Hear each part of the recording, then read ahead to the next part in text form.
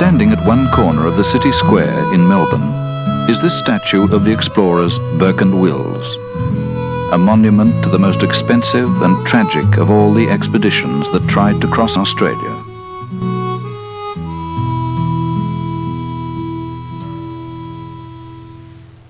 In the 1850s, Victoria was the wealthiest state in Australia, for during the gold rushes, millions of people had poured in from all over the world, business boomed, and the money flowed.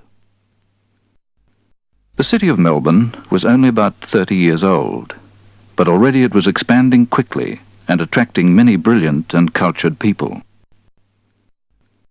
One of these was the young German botanist Dr. Ferdinand von Mueller. He'd already been exploring with Augustus Gregory in northern Australia, collecting new plants and looking for traces of his fellow German explorer Ludwig Leichhardt, who disappeared somewhere in central Australia in 1848. The black areas on this map show how much of Australia was still unexplored in the late 1850s. The continent had never been crossed from north to south, and this seemed to offer some kind of challenge to many adventurous people. With this idea in mind, a wealthy merchant in Melbourne made a generous donation to the Philosophical Institute, and a public meeting was advertised in the Argus, 1858. Exploration of Australia. A citizen of Melbourne, having signified to Sir William Stawell, President of the Philosophical Institute, his intention of subscribing £1,000 to the purpose of the exploration of Australia, on condition of a certain further sum being subscribed by the public towards the same object. After the meeting, an exploration committee was formed, and the first job was to appoint a leader. 3 names appeared in the final ballot. Major Peter Warburton, a South Australian, got 5 votes, Robert O'Hara Burke, 10 votes, and a Mr. Tempsky, none. To the committee, Robert O'Hara Burke seemed the best of all 14 applicants. He was a 37-year-old police inspector from Castlemaine, and had previously been a captain in the Austrian army. He'd never been exploring during his 5 years in Australia, but he seemed to make decisions quickly and easily, and was a natural leader. There was much planning and organizing to be done. Here's part of the list of stores bought for the expedition, enough to keep 20 men going for 12 months. Dried meat, bacon, flour, rice, sugar, tea, tobacco, salt, and oatmeal for the camels and their Afghan drivers. There was also ghee, or clarified butter, soap, vinegar, 1 cheese, and 20 gallons of lime juice. The lime juice, being high in vitamin C, was taken on most expeditions to prevent scurvy.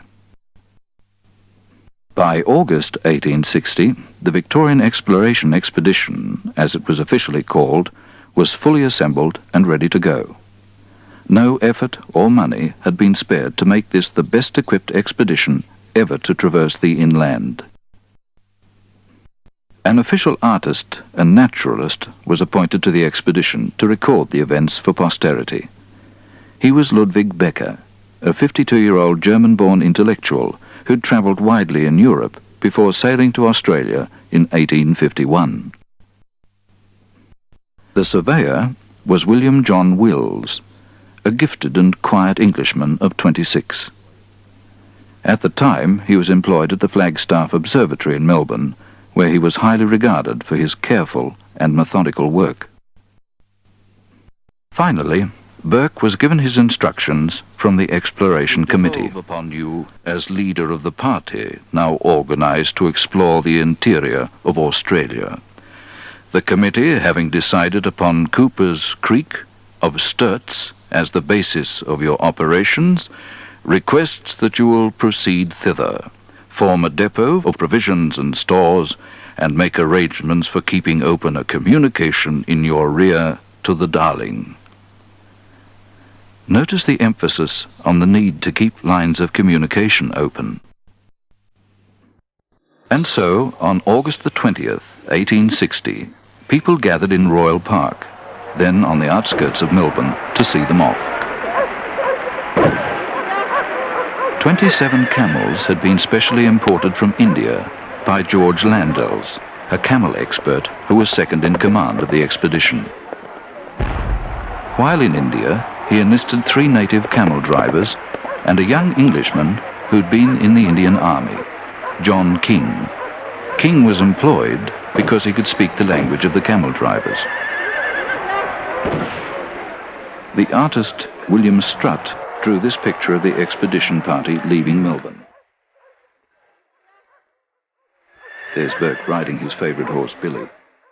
And just behind Burke, on a camel, is Ludwig Becker, the artist and naturalist. William John Wills, surveyor and astronomer, is leading the pack horses with his instruments and notebooks. And behind them, riding a camel, came John King. And further back, 2 specially constructed carts that could be turned into boats when the wheels were removed.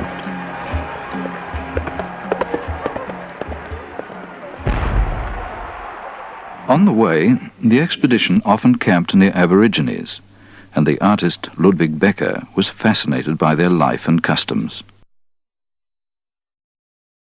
About this time, it became known that the veteran South Australian explorer John McDougall Stewart was getting ready to leave Adelaide on yet another attempt to cross Australia. People started to believe that some kind of race was taking place, and this cartoon appeared in the Melbourne Punch. Burke's expedition crossed many rivers on its way north. They were heading towards Menindee on the Darling, but the pace was getting painfully slow.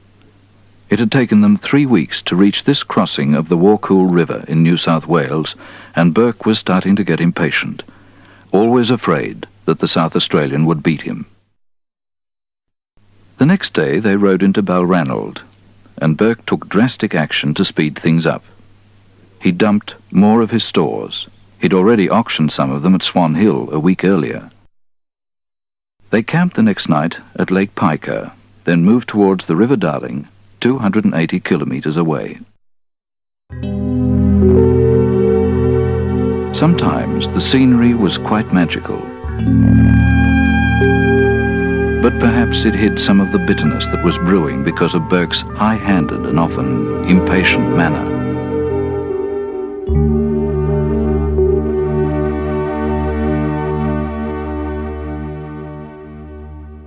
Then on to Menindee, which they reached on October the 15th. This was the last outpost of white settlement in New South Wales.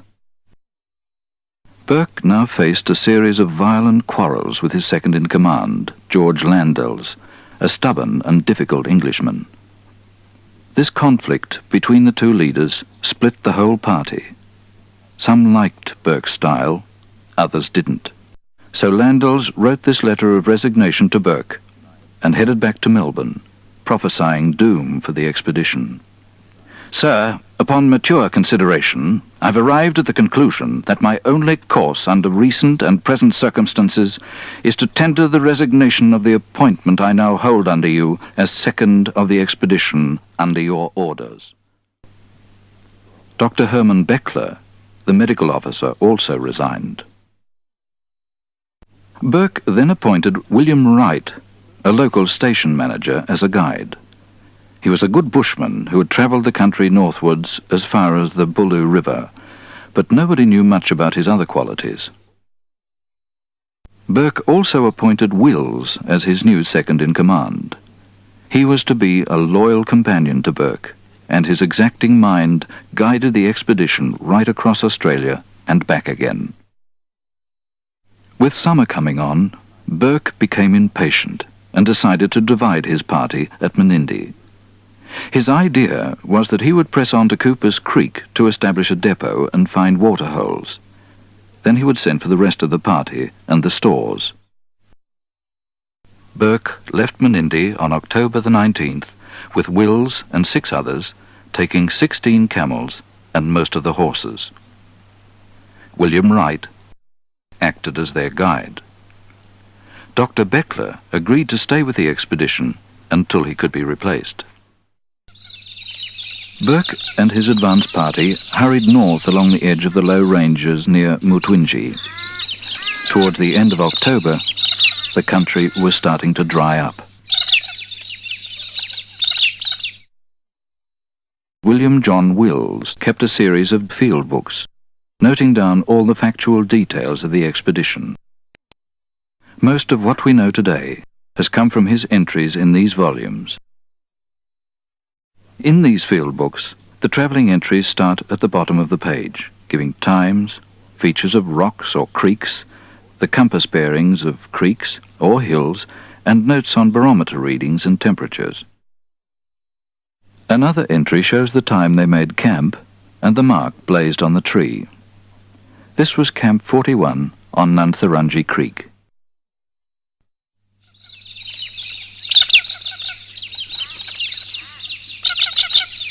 This is Nantharangi Creek in the early morning. The waterhole here is known as Burke's waterhole, but the blazed tree has long since gone.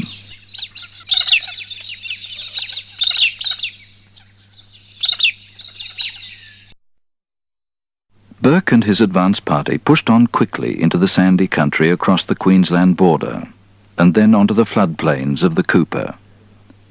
William Wright, their guide, had returned to Menindee to bring up the rest of the party, for Burke had appointed him leader of the Menindee depot, due to Dr. Beckler's resignation. Finally, Burke set up a depot on Cooper's Creek at the Bulu Bulu waterhole, near the present-day cattle station of Napa Merry. They reached this place on November the 20th, just 1 month after leaving Menindee. This is the place at Bulu Bulu waterhole where they set up their depot. Their camp was just to the right of the picture, under the shadow of some large coolabahs.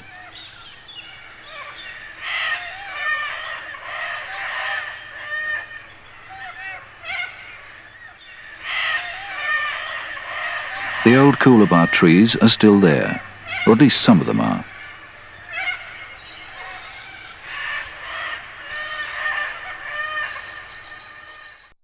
The expedition now had 2 depots, Burke at Cooper's Creek with 7 men and most of the camels and horses, and Dr. Beckler and Wright at Menindee with most of the stores and only 9 camels and 7 horses. They waited Burke's orders. Meanwhile, the rivalry with South Australian explorer John McDouall Stuart was revived. In April, Stuart had planted a flag at the centre of the continent before being forced back to Adelaide by some very difficult country. But now, in November 1860, he was starting out again, and the Royal Society in Melbourne sent an urgent letter to Burke telling him of Stuart's plan for a new expedition. The only way they could get a message to Burke was to send it by a fast-riding police trooper. From Bendigo to Swan Hill, and from Swan Hill to Menindee. On November the 9th, Trooper Lyons from Swan Hill rode into the Darling depot with urgent messages for Burke, and on the same day, Wright got back to the depot after guiding Burke as far as Torrawatto Swamp, 250 kilometres away. The next day, Trooper Lyons raced off after Burke, taking 4 of the expedition's remaining horses and a saddler called Macpherson. Lyons also took an Aborigine called Dick to guide them. It was a futile task, for by now Burke was almost at Cooper's Creek, and summer was coming on. Ludwig Becker sketched this map of the police trooper's journey. Lyons followed Burke's tracks between the 2 Sugarloaf Hills, but his horses died in the heat. The crosses show where they perished. The 3 men were forced to give up and retreated to a waterhole where they were cared for by Aborigines in the area. The Aboriginal guide, Dick, then made a heroic journey back to the Menindee depot on foot and told Dr. Beckler and Wright what had happened. Dr. Beckler immediately set out for the waterhole, riding camels this time, to rescue the unfortunate trooper. The whole episode, from the time of Trooper Lyons' arrival in the depot to the date of his rescue, was almost 2 months. Valuable time had been lost, and Wright had not yet heard from Burke.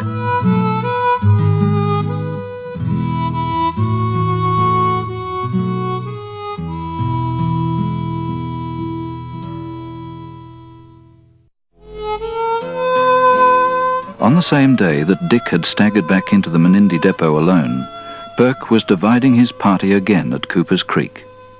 Here, at Depot 65, he was making his final plans for a dash to the Gulf before the wet season monsoon struck, for rain would make the journey almost impossible.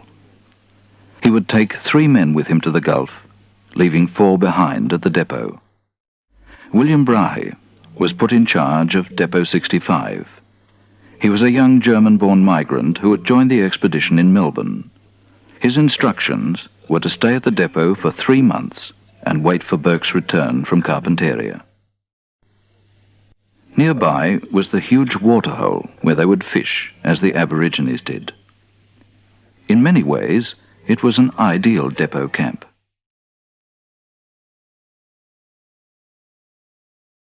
Around Christmas Day, 1860, the advance party of Burke, Wills, King and Gray were crossing the stony desert that had defeated Charles Sturt 15 years earlier.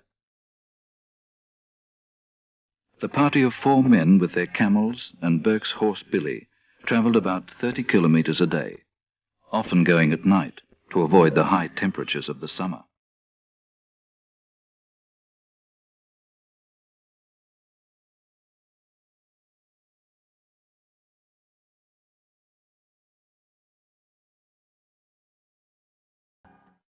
Not all the desert was soft sand. Parts of it were covered with small wind-blown stones, called gibbers, that made it hard work for both camels and men. Meanwhile, back at Menindee, Wright's party had been forced to send to Melbourne for more money to buy extra pack horses, to replace those lost by lions or taken by Burke to Cooper's Creek. Although Dr. Beckler and Wright had been left with most of the stores, they hadn't been able to follow Burke because of the delay caused by Trooper Lyon's futile mission and the fact that they didn't have enough horses or camels to carry the huge quantity of stores. However, on January the 26th, with extra horses, the Menindee party started to move north towards Cooper's Creek.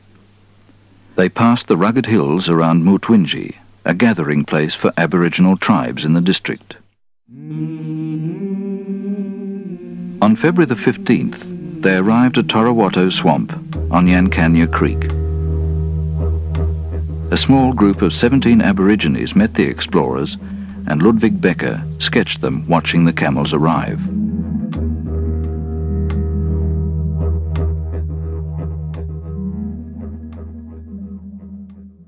At about the same time, Burke, Wills, King and Gray arrived on the floodplains of the Flinders River, just 30 miles from the sea.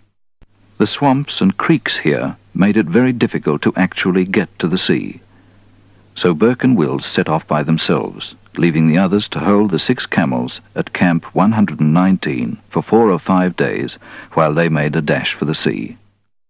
Taking his horse Billy, Burke and Wills floundered through the mangroves and swamps for several miles until they reached a point where the river became tidal and they could actually taste the salt water.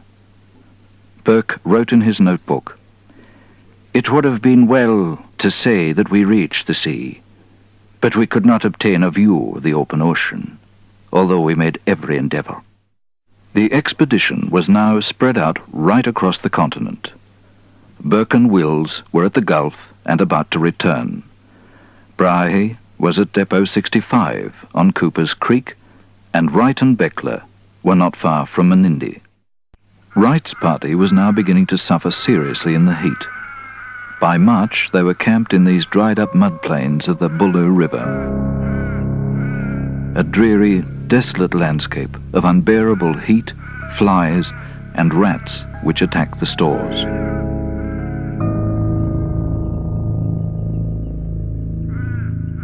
Slowly, Wright's party moved on, many of them now suffering from scurvy and malnutrition. They reached the waterholes of the Bulu River, moving slowly from one to another. They arrived at Bulu Lake early in April. It's called Kuliato on our maps today.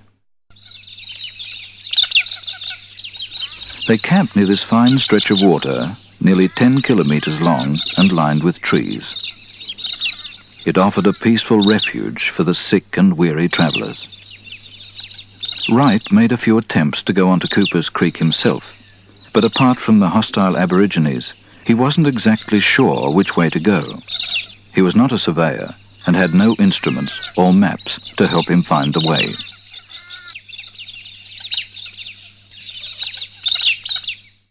Meanwhile, Burke and Wills were following their own tracks southwards, back to the depot at Cooper's Creek. 3 months had already gone by since they left the depot in mid-December, and all of them were getting weak from the hardships and poor food. Burke's horse and 4 of the camels had already died. 120 kilometres from Cooper's Creek, one of the 4 men, Charlie Gray, died. They spent a whole day digging a shallow grave at the edge of a dried-up lake amongst the sand dunes, not far from where this picture was taken.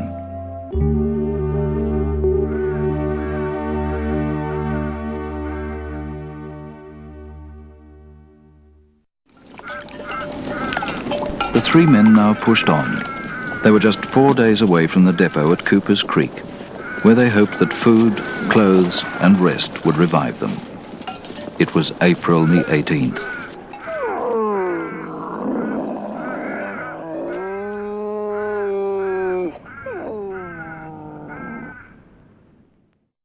On the same day, at the depot, Brahe was making plans to leave.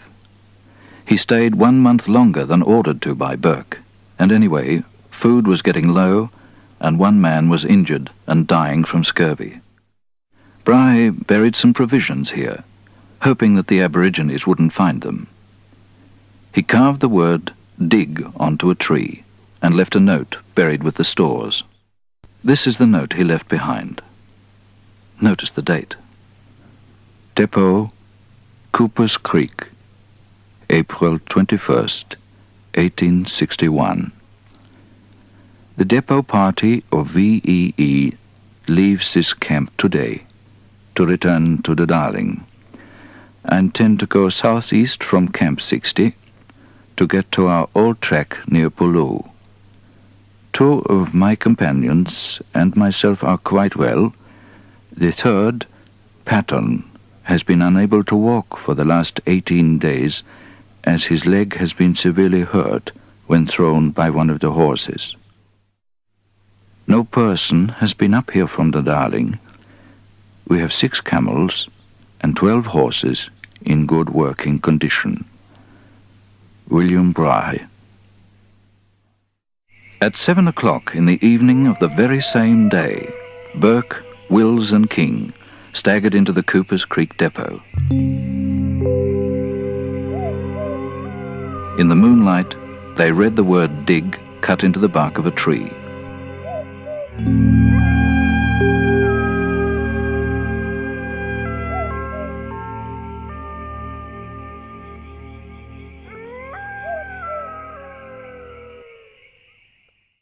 The astonished explorers found Brahe's note buried with the flour and rice. It was a tragic twist of fate that they had missed Brahe by just 7 hours. This old coolabah is the famous dig tree where the drama took place, where Brahe had waited so long ago.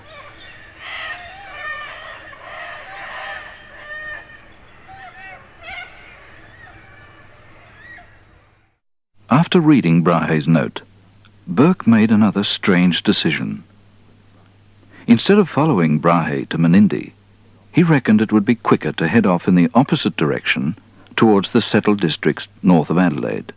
On the same day that Burke, Wills and King returned to the depot, April the 21st, the relief party, under Wright and Dr. Beckler, was still camped at Bulu Lake, 250 kilometres away.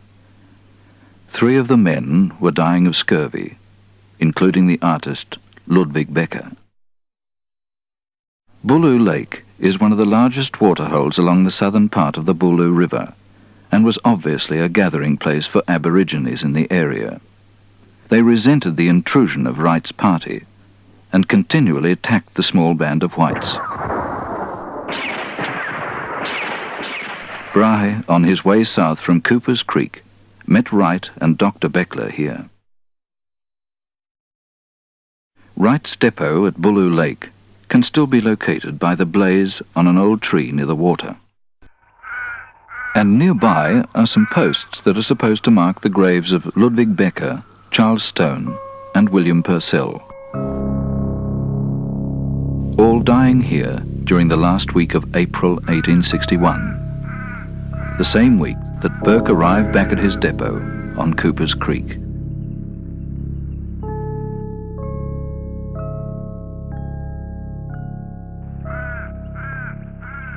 The two groups were only about 250 kilometers apart, Burke at Cooper's Creek and the others at Bulu Lake. Both groups were exhausted and sick.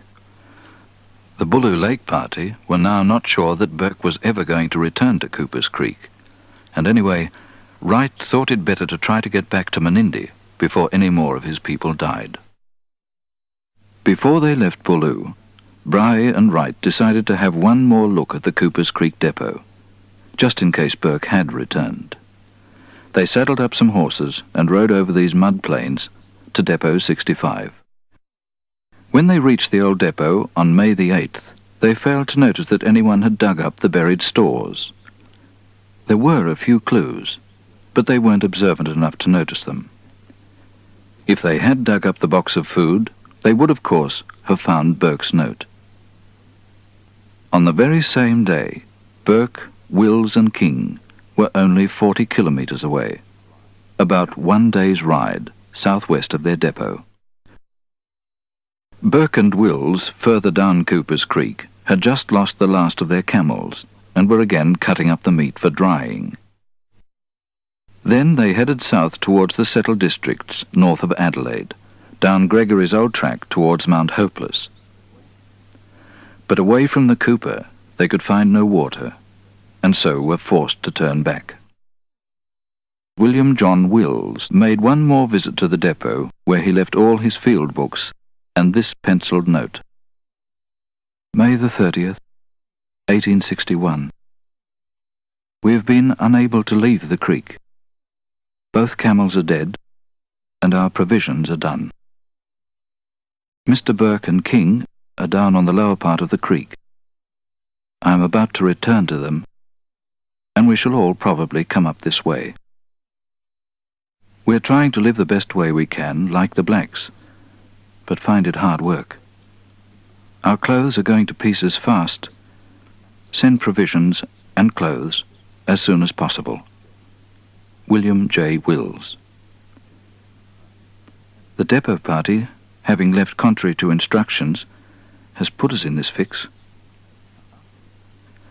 After burying this note, Wills staggered back to his companions. Burke and King had meanwhile taken over some old Aboriginal gunyahs, keeping rations and ammunition in one and living in the other on fish and nardoo seed. Here King is seen supporting the failing Wills. The young surveyor asked Burke and King to leave him here. He just couldn't go any further. Wills was a loyal companion to the end, for although he thought Burke should have tried to follow Brahe back to Menindee, he stuck with Burke's decision to try to reach Adelaide. Wills died at this long waterhole on Cooper's Creek on about June the 30th, 1861. He had urged Burke and King to head back towards the old depot, and he died alone a few days after they had gone.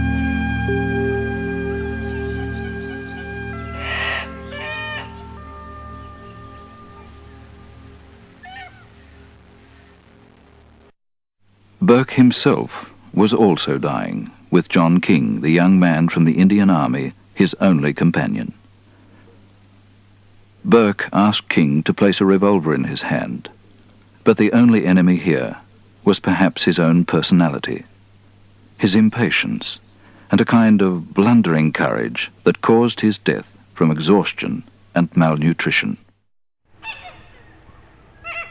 Burke died only about 30 meters from this huge waterhole in the land of the Yantrawantas, the tribe of Aborigines who lived along this part of Cooper's Creek.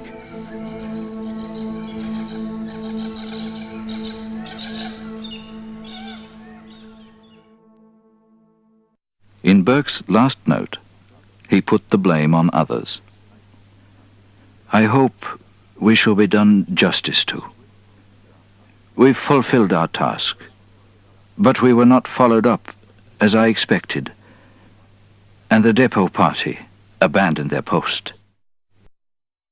King has behaved nobly, and I hope he will be properly cared for.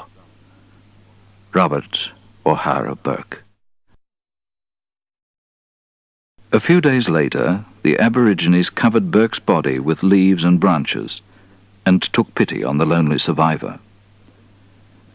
John King managed to live with these friendly Aborigines for the next 2 months.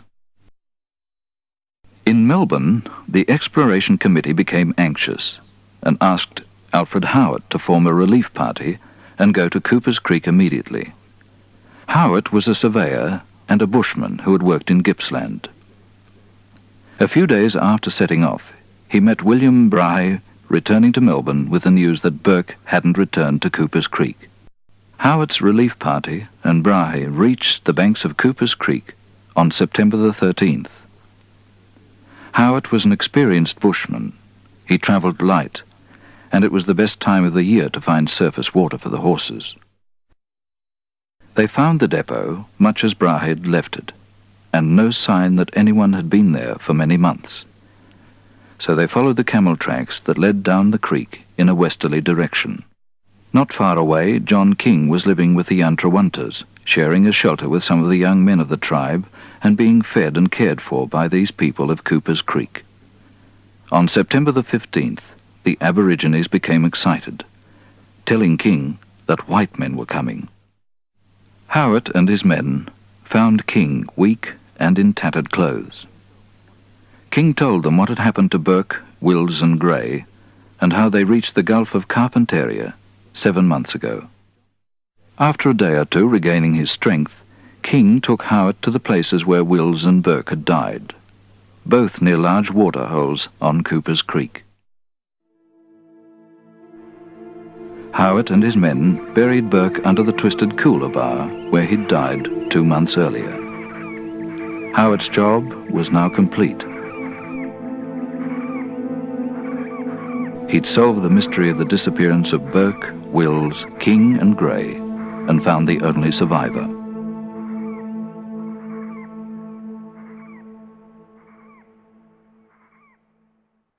Three more search parties had been out looking for Burke and Wills, one led by William Lansborough, another by Frederick Walker, and a third by John McKinley. These search parties opened up a tremendous area of land known previously only to the Aboriginal tribes who had lived peacefully there for thousands of years. In Melbourne, on January the 21st, 1863, the funeral of Burke and Wills took place. The people of Victoria had sent Howard back yet again to Cooper's Creek to bring home the bodies of the explorers for a hero's burial. It was a public holiday, and more than 40,000 people saw the procession down Collins Street. The disaster was being turned into a kind of triumph.